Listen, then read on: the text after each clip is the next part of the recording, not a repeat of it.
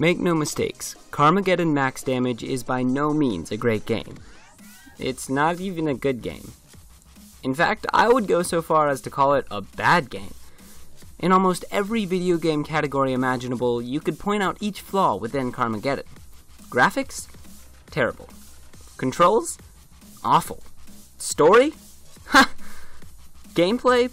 Stiff and unresponsive. Multiplayer? But notice that I did indeed say almost every category.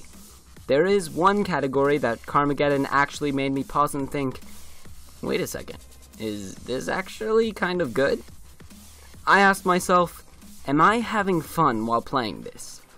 The answer to that question was an astounding yes.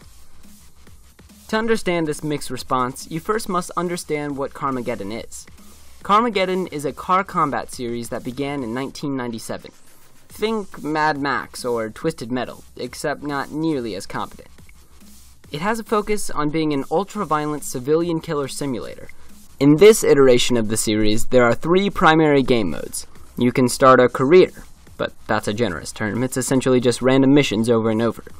You can free roam, and you can play online, which I can't really comment on, as there were only 3 people online as I reviewed this game. As you play, you earn credits, which unlock more courses, car upgrades, other cars, etc. It's your standard affair for any game such as this. Alright, now let's get all of the crud out of the way, shall we? First, the graphics. Normally, I'm not a graphics connoisseur by any means. This game, however, made me question the power of my PS4. At best, it looks like an early PS3 or 360 game. At worst, it looks like a PS2, Xbox, or GameCube game. I realize that this game is harkening back to its series' late 90s PC roots, but there is no need to stay that faithful. It would be one thing if the art style was cool. This, however, is not the case. The art style is ugly, uninspired, and it looks like it was slapped together by amateurs. How the game looks wouldn't matter so much if the game played competently, but it seems like Carmageddon Max Damage tries its darndest to hinder you from your racing ability. The cars are all slow for the most part, and acceleration is a tricky beast. Turning in the game is atrocious. It isn't responsive at all, and your instinct is to push the left analog stick all the way to the left or right. The game, however, snaps to attention after about half a second of holding the stick, so your car will do an unrequested 180. I called in my little brother to play the game for a match and to tell me his immediate thoughts. His first words were, "This controls horribly." Once you get used to it, it isn't game-breaking, but it still remains annoying. There is no story in Carmageddon Max Damage. It gives you no setup for why or how you can be mowing down all of these people. Granted, a game like this doesn't really need a story, but it's worth noting.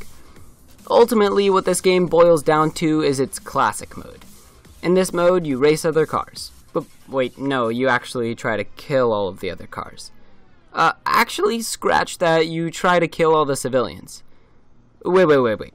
Ignore everything. You pick whatever you want to do, and you just go for it.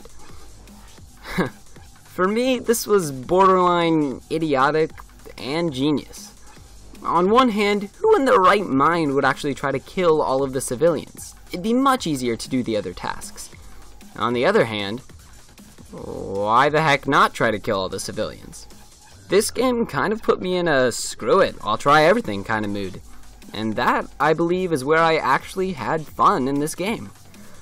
All of my complaints aside, I, in a sick sort of way, enjoyed the ridiculousness of Carmageddon Max Damage. I realized how terrible the game was almost instantaneously. But dang it if there isn't something maniacally enjoyable about getting a power-up called Mostly Armless and then proceeding to sear off random civilians' arms. Dang it if there isn't something enjoyable about driving around in half a car. Dang it if I didn't enjoy launching my opponents sky high for no apparent reason. Throughout my experience with this game, I kept pointing out the flaws of the game to myself. The load times are atrocious, the gameplay's not up to par, blah blah blah blah blah. But I also continued having, what the heck, that was awesome moments there, for a while. And while these were few and far between the more I played, they were definitely present.